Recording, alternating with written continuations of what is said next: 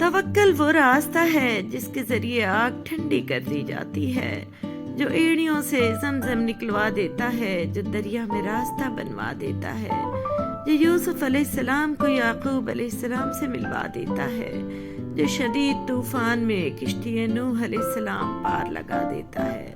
تو پھر کیا تم اپنے رب پر توکل نہیں کرو گے جو ناممکن کو ممکن کرنے کی قدرت رکھتا ہے؟ ایک بار حضرت موسیٰ علیہ السلام نے اللہ پاک سے پوچھا کہ یا اللہ، جتنا میں آپ کے قریب ہوں، آپ سے بات کر سکتا ہوں، اتنا کوئی اور قریب ہے کیا؟ اللہ تعالیٰ نے فرمایا، اے موسیٰ علیہ السلام، آخری وقت میں ایک امت محمد صلی اللہ علیہ وسلم کی ہوگی، اور اس امت کو ایک مہینہ ایسا ملے گا جس میں وہ خشک ہونٹوں، پیاسی زبان، سوکھی ہوئی آنکھیں، بھوکے پیٹ جب افطار کرنے بیٹھے گی، تب میں ان کے بہت قریب ہوں گا۔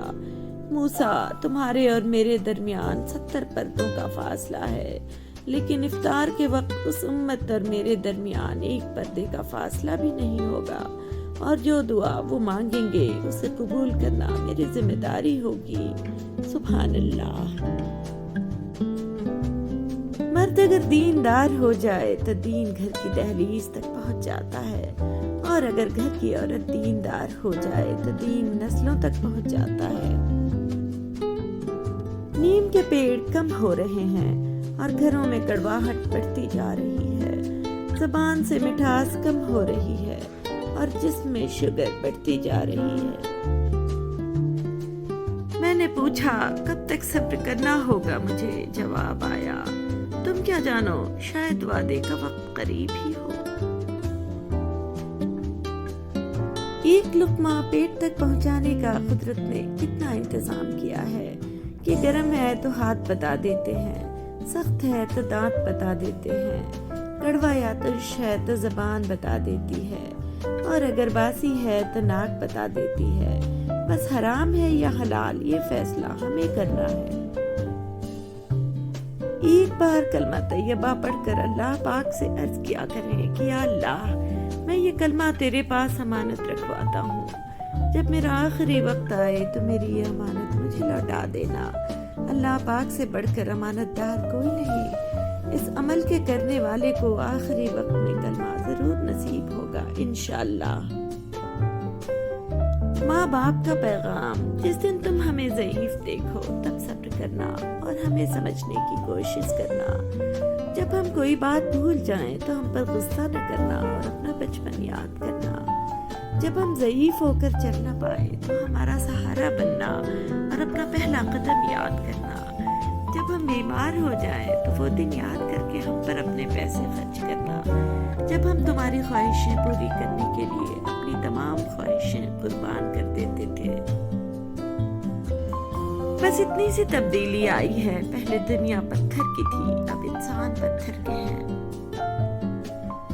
آمد رمضان، تیز دھوپ کی تپش تم کو ستائے گی، پیاس کی شدت تمہیں آزمائے گی، روزے داروں تم ہر حال میں صبر رکھنا، یہ آزمائش تمہیں جنت میں لے جائے گی انشاءاللہ۔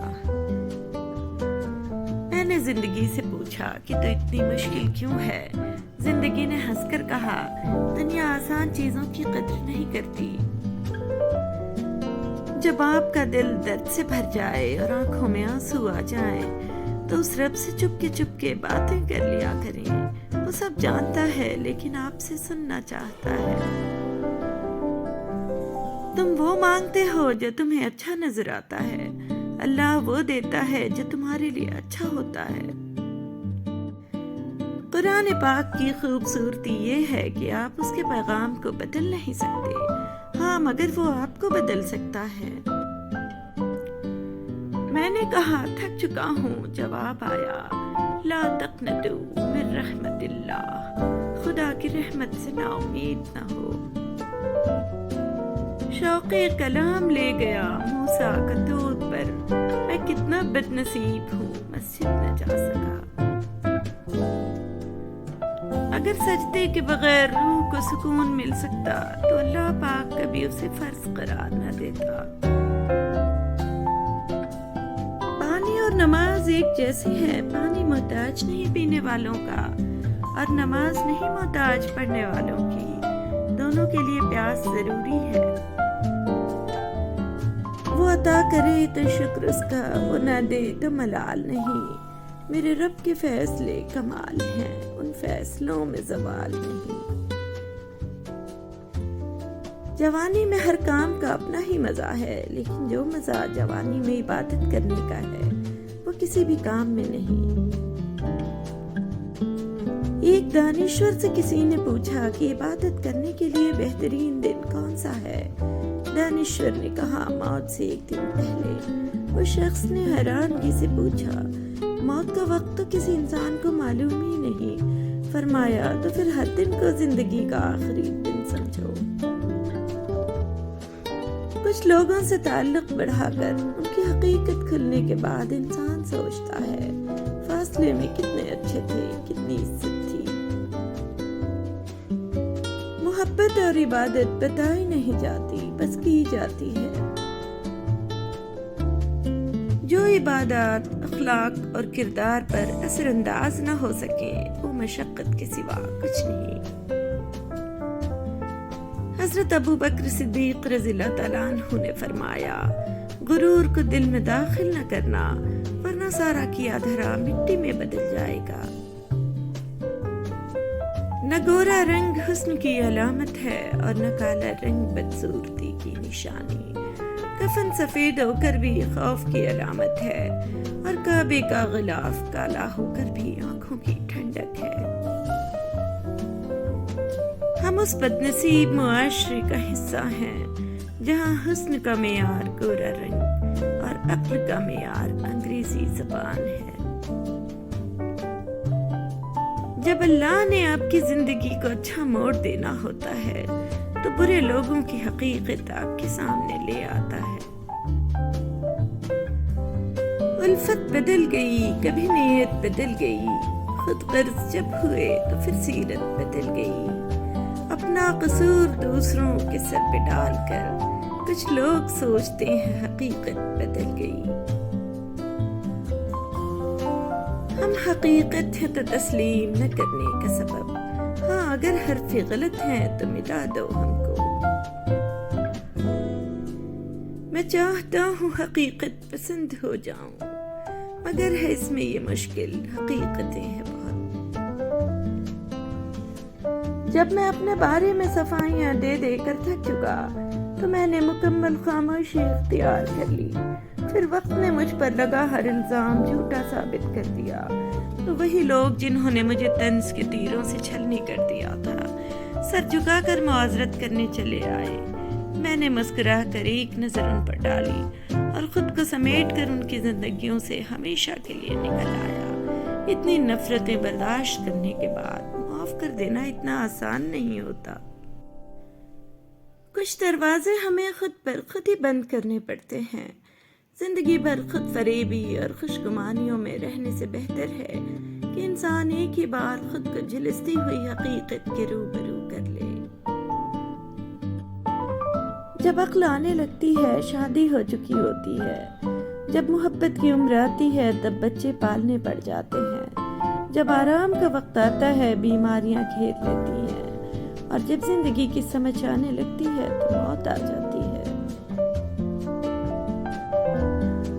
کہتے ہیں اولاد مرد کے نصیب اور دولت عورت کے نصیب سے ہوتی ہے، لیکن عجیب ہے کہ دولت کی کمی ہو تو عورت منہ پھیر لیتی ہے اور بے اولاد عورت کا شوہر دوسری شادی کا خواب دیکھنے لگتا ہے۔ جو شخص بیوی کو اولاد کے سامنے ڈانٹے یا ہاتھ اٹھائے ان قریب اس کی بیوی بھی بگڑ جاتی ہے اور اس کی اولاد بھی بگڑ جاتی ہے۔